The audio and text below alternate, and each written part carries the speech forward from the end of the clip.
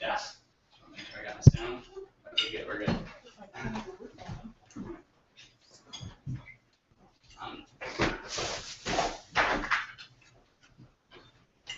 Okay, so quick history. I was hired to build my first website in 1998. Before that, I grew up around computers. My dad bought an Apple IIc in like 1986, and I just found it in my parents' attic. My first computer, so that was kind of cool. I'm fascinated with technology, and I know without a doubt that we all have to learn to live with it because it is the future.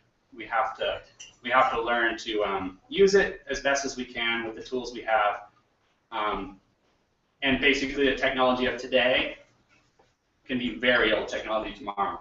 So that's kind of how the technology works, and it doesn't change in relation to the internet. But we all can probably think of an experience we had where online technology was beneficial, whether it be communication by email, text messaging, sending a family picture to some friends or family. So we can all think of ways that we put it to use every day and how effective that can be to relay a message or whatever you're trying to do. So I'm completely fascinated and obsessed with the internet just because it's a lovely place. It is a bit of a double-edged sword. We have a lot of non-optimum things on there.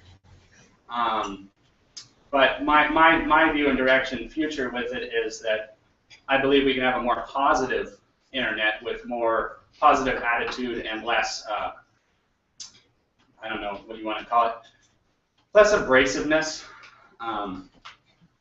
That would be my take on it. So anyway, today I'm gonna get right to the topic. Today, if any of you have ever tried to succeed online in any way with your company, with an organization, with an agency of any kind, there is some basic scientific principles that apply to online success. Things that you can do to ensure that you can actually grow and succeed with it. And over time, there's been kind of an idea that you build a website or you build something online and all of a sudden you're just going to have visitors and people coming. That's going to be kind of the expectation that, well, if I build this website, everyone's going to love it and everyone's just going to come. Unfortunately, that is like a 1 or 2% type operation that happens. And it could be compared with, a band being signed or something like that, making it big overnight. We all hear the stories. And in very many cases, a band or even a company may have been around 10 years prior till anyone hears about it. So there's kind of a little bit of a misconception for a business owner going into an online presence, saying whether they're building a shopping cart, a blog, which is an area where everyone can discuss topics and things like that, and the actual energy that needs to be expended in order to actually achieve something bigger. For example, I know we have some education groups in here, and the internet proves to be a very successful place for online strategy for a school, because you can share information, what you offer. All that information can also be indexed in a search engine, which means, in Google, for example, the information can be found so people can locate you. So I mean, this is a very basic. But the way that I analogize, and this is something I kind of thought of, and I hope it translates properly because I have some very educated people in here. And Marty is a scientist, so he'll tell me in the end if this is valid. But I want everyone to think of online presence and succeeding online as an airplane taking off. We have an airplane.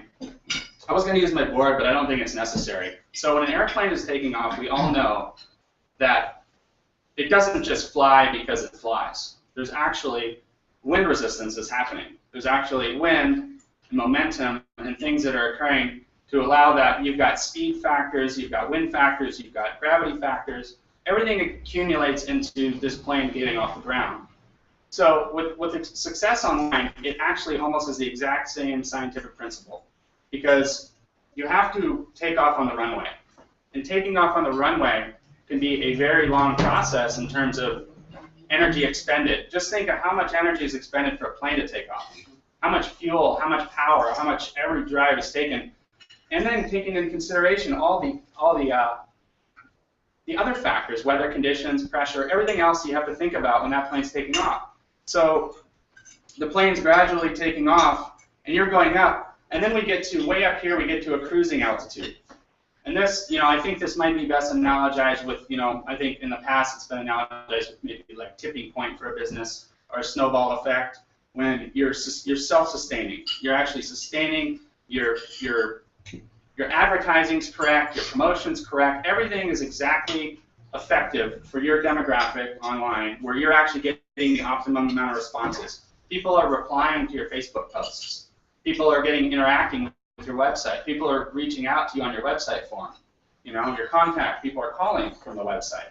So when you get to this plateau of safe cruising altitude, I refer to it more of as a maintenance mode because all we're doing is trying to keep everything nice and level. We're trying to keep things steady. We don't want to make any big mistakes because we don't want to move down too fast or up too fast. We want to kind of just keep things steady. And I should take that back a little bit because in business, there's nothing wrong with moving up too fast. You just have to be able to deal with that when it happens. And that's a whole other topic, but it again immediately relates to online presence because if you get too much too fast, you can't keep up with everybody. You have a blog and you get 500 comments overnight by some article you posted.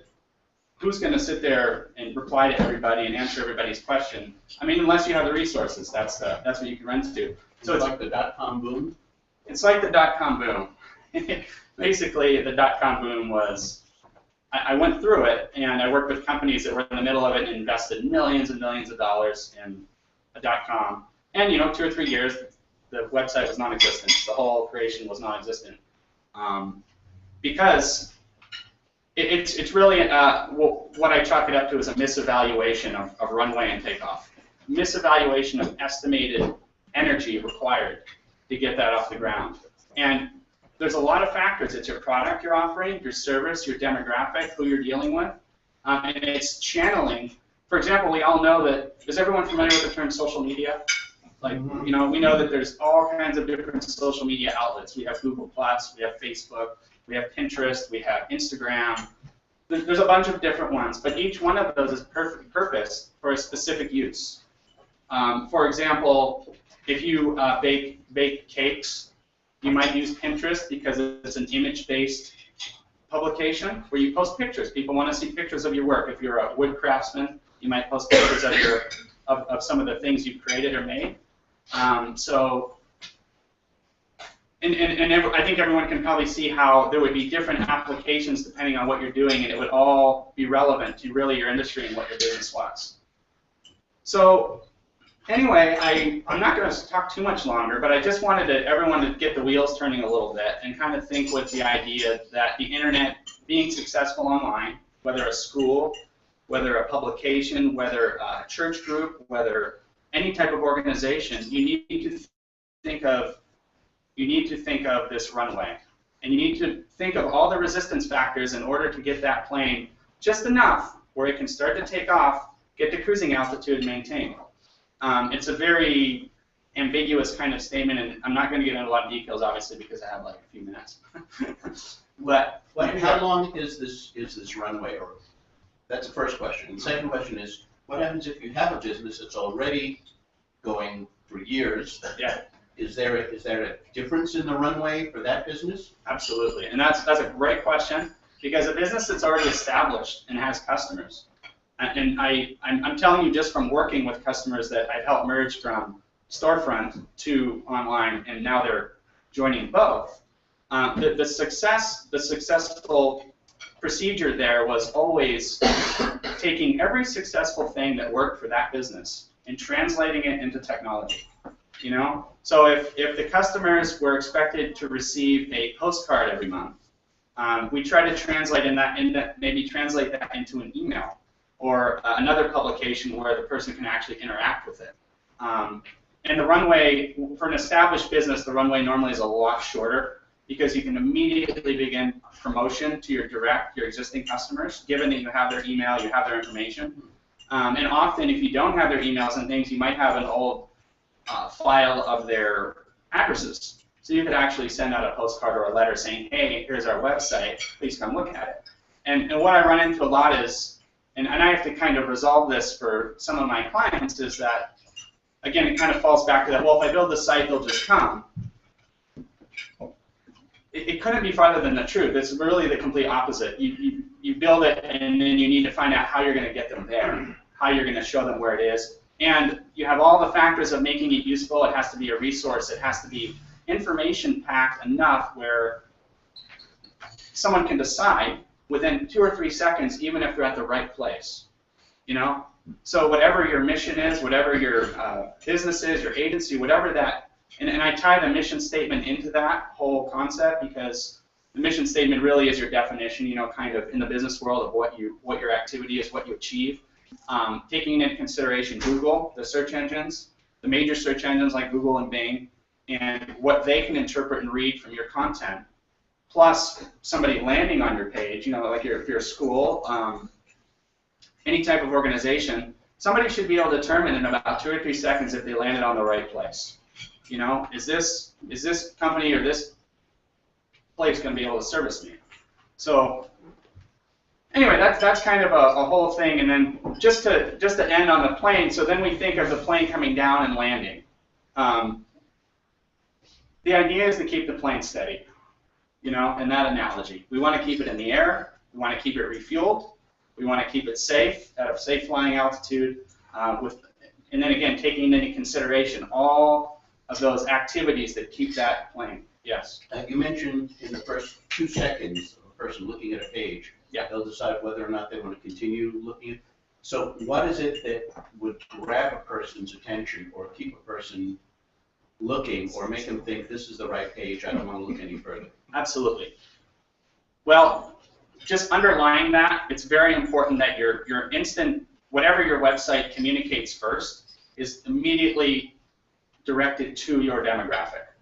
You know, so if you're, let's say you're a physical therapist. Physical therapist, very good. So a physical therapist, we treat so by natural physical therapy, whatever it might be, and we use so methods. I mean, we're talking about 2 sentences or less, maximum 3 sentences, short sentences that kind of sum up and describe exactly what you do, and even having your contact. And typically, you're going to want to have your contact information immediately available on every page. So that wouldn't necessarily need to be incorporated into that statement.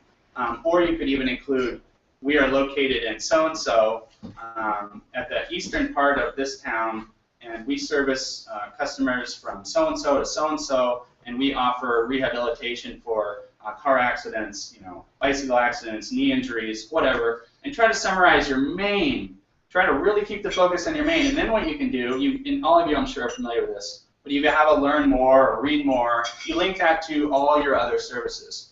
So really it applies to, you take that mission statement and prioritize everything in kind of one blurb, and then you want to guide, and it's called flow control on websites. It's how you guide the person, your visitor, directly to their next, where you would like them to go. If they don't, maybe they're in a little bit of question and they go, well, let me click here, read a little bit more, and they go, oh, you know, they take care of ankle damage or cartilage damage or something like that. I've seen a lot of websites where on that front page there are testimonials. How effective is that? Testimonials are really great, but then again, if the person isn't sure if they're at the right place, you can instantly get that reaction, oh, here's another testimonial. And then what we have, unfortunately, we've run into on the internet is we have testimonials that we don't know who wrote them. Who verifies these testimonials are written by the company or by an actual individual. So Google and Facebook and other companies have been making great, you know, very strict efforts to reduce, you know, redundancy of people joining. You have to have a human-sounding name. Robot John probably get denied on Facebook. You know, so there's been a crackdown on that to really try to isolate. But unfortunately, I mean, we live in this where there's holes everywhere. There's always a workaround. There's always a way. And, you know, and just on that point, you know, anything you say online, you really should be willing to stand out in a street corner and just shout it out. Whether it's by email to a friend or personal or whatever. Yes, sir. I've been approached by someone wanting to set up a website for me because I don't have one, and I've been told that's the next thing I need to do. Mm-hmm. And the base minimal thing that I can to get a website is $2,800. Hmm. How does that sound to you? And that's just a basic thing. It all depends on what you want. I would say that it's a high price for what's available out there. And I tell that because I know free website solutions and I recommend them. Mm-hmm. I recommend them because I can't service everybody and I try to help everyone I can. So there are, and I'm a strong supporter of what's called open source. Open source is technology that is technically, the purpose of it is freedom, is allow us to create with it, make something new, and no one is allowed to take that freedom away. So with open source technology, like an open source website solution, such as something called WordPress, and I can give you a note afterwards where to find it. Yeah. But you can set up a free website for yourself, kind of be guided through, get yourself something temporarily, and then you might want to transition into something in the future that's, like if you're trying to sell a package online and you want to get more involved in, online. I'm not trying to sell. I just want people to know where I am and what I do. That's all. Just information. So, because everybody's on the internet anymore. Absolutely. And if they click on physical therapy in the Anthill Valley or out towards the coast, I want them to find me. Absolutely. I think I can help you for $1,400. So 26. Do I hear 1350? It'll be a yellow legal pad. You'll take a picture and post it on Pinterest. I would recommend a picture. The price, I would say for something that I would do is a lower bid. For something that I would create, but that's just the way that I go. I take everything. I try to look at the real full potential and success of the future of the customer, and that's why I involve a lot more aspects to my development projects. But just getting something up where you have your phone number, you have some pictures, and you have your, so people can actually see if you have a website, you can hand out a card and say, hey, here's my website. Mm-hmm. That sounds like the point you're at. Mm-hmm. You just want that. So that's where we all start. And that's something about to do for free, or any of us can do for free online? It's something you can do for free now. Normally the free services, particularly with WordPress, which is open source, well, it depends what path you take, but you can buy a domain name. You can actually, if you're a first-time registrar with a main registration company like GoDaddy's a big one, right? You can get a 99-cent domain. Normally, if you search for 99-cent special, you can register for the first time and pay $1 for the first year. And every year after that, it's normally like $15. Wow. Yeah, so that is a real simple solution for that. But what you want to do is point that domain name. So you might want to include your practice name or your name, something you want to keep it under 60 characters. Keep that in mind too. But having a name that something rehab or your last name rehab or whatever, something that translates. But try to use that main service that you deliver within that domain name. And since you're a business, you want to go with the .com. Typically .orgs are for nonprofits, schools. Things I have like my email on my card, and it's a .com. Oh, so you already have a domain. I have an email. Email. No, just an email. Oh, what does it end in? What is the last part? It's of it?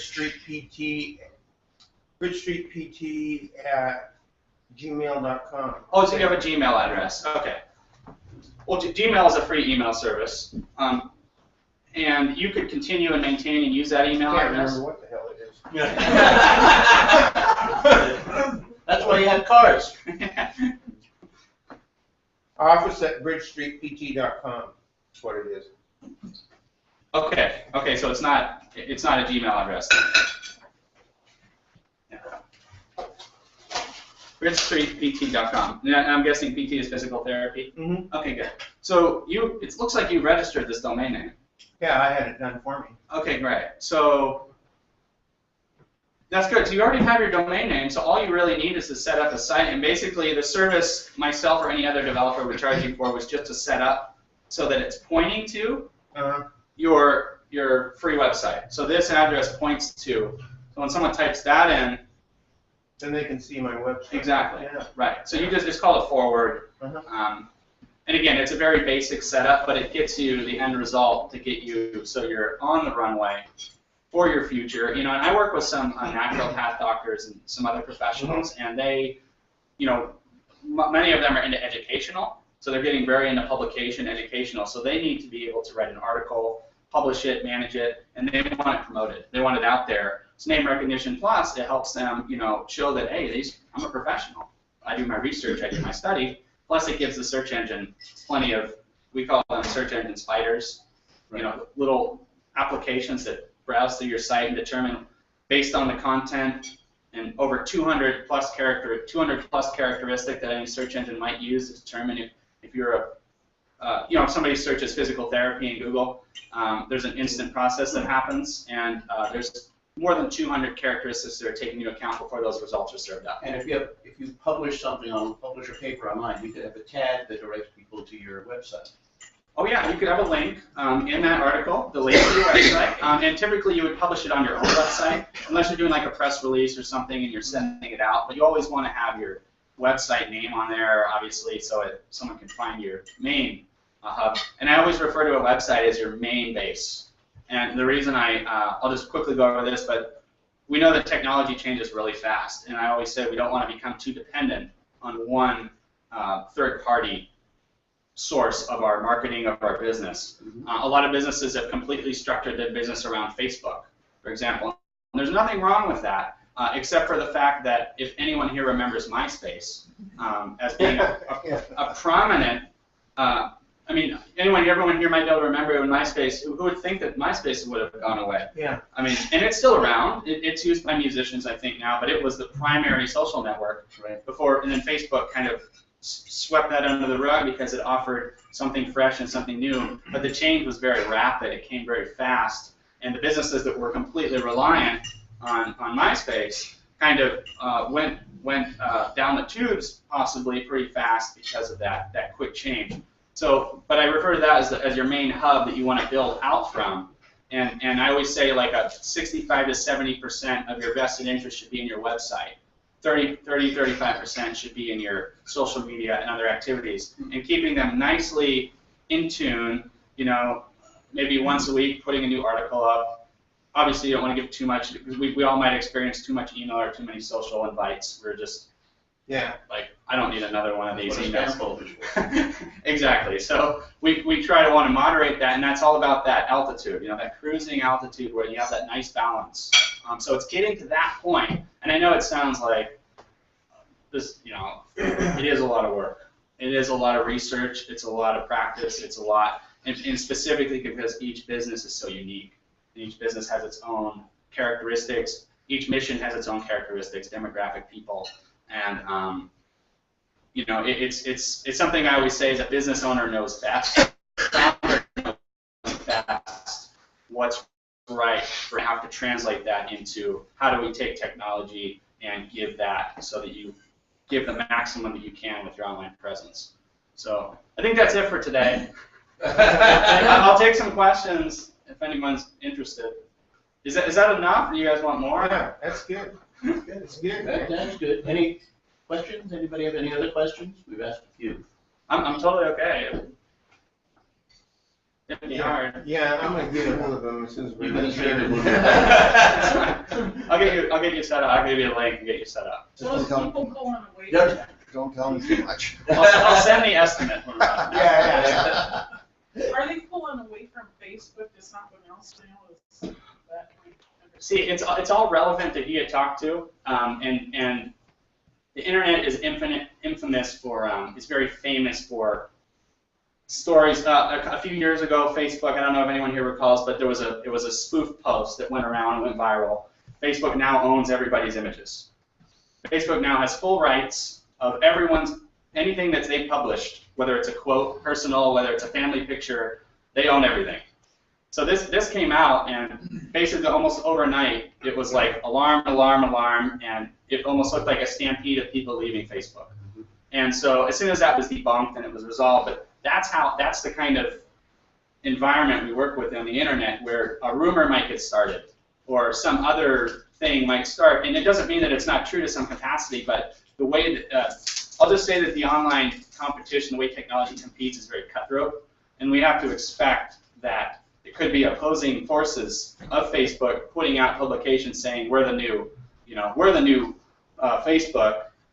So if you're getting activity and people are following you on Facebook, don't leave. You know, Well, I don't do Facebook, Oh. but my understanding is that, all the younger kids were doing Facebook.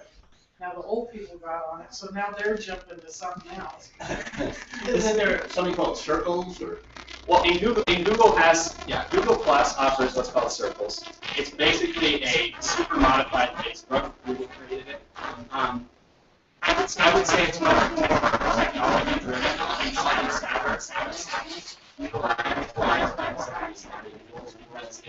It is quite tech savvy and evolving every day. Really, they're just developers really working on it. And they're, it's Google. They're trying to get to Mars, with their ideas, which is awesome. We love that. So yeah, that's a Google product you're talking about, and it is a free service, and it's a social network. And yeah, you can have circles, friends, clients, and you can publish specific content to whatever circle you want to, put a note out to. Right. So, yeah, but that's enough, and it's one of those things that over the years there have been several of those that have come and gone. It was like the next big thing, and then 3 months later, whoa, what happened to that? Yeah. So that's what we deal with, and that's why I say that 65-70%. Make your website your hub, your main communication point, if all possible, and use your social networks as auxiliary to drive traffic and to educate and to let people, inform them about your service, and keep them, try to keep them interacting if possible. Surveys are great, on Facebook. Anyone have a great idea they want to share today? I mean, you can post anything, but you get a little bit of interaction from your followers. Yes. I'm getting bombarded every time I buy something on the internet, and I do a lot of internet buying. I get these requests for me to tell how great it was. It's just bogs me down. Survey. Yeah. Oh, rate us. You'll get an award. You'll get Rate us on this. Rate us. And I don't want to do any of that. I want to buy the product. I don't want to hear from them again. And I get all these things. It's just irritating. Yeah. Most of the time, the reason that happens is you purchased a product from online Amazon. somewhere, maybe Amazon or whoever else, and normally there's a checkbox that says, subscribe me to this list, and a lot of times it'll be reversed. Even just, you I buy don't anything do. from I never Amazon. check those. Buy anything. Well, what I mean is uncheck or check. It'll reverse the statement. So if you check it, you're actually unsubscribing.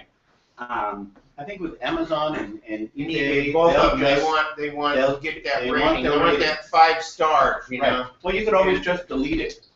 But You just delete it. But keep in mind, if you're buying from eBay, and this is something that I like to, because we also have to look at the internet as we're all kind of trying to work together in business. We're all trying to help each other. So for example, on eBay, if you get a request for feedback from one of the sellers, he obviously may have sold, I'm just using an analogy, but maybe he sold you a product, and he's wanting to improve his business. So he's asking for feedback. So I understand that because I've helped eBay businesses grow before, and we've had to do that to build our ratings. Right. But I always look at it as it's just my perspective on it, but I'm always trying to see what can I do to give back to the guy who gave me a great product. So it's more of a philosophical thing that I Like an exchange. exactly like an exchange. That how can I give back, and somehow it always seems to come back to me, some way or another. So. We don't have to stop, but some people do have to leave at 1. Oh. Meeting's adjourned. Okay. Okay. No problem. Okay. Any other questions? I mean, any aching questions about website, social media, future, the airplane theory? It's Bernoulli's principle, by the way. Oh, It's what creates lift. okay. So that's the scientific term. Okay, so I need to start using that. Yeah, So Bernoulli's principle. It was more the analogy that I can see it. I can just see the resistance and everything, and it's exactly the same. Every once in a And I had to blue moon, I'll explain get it out to there and because see it what's was like going on. But visual. my daughter's Definitely accept. All right. My We're daughter- done, Bob. Way too much. Yeah. Thank you for having me.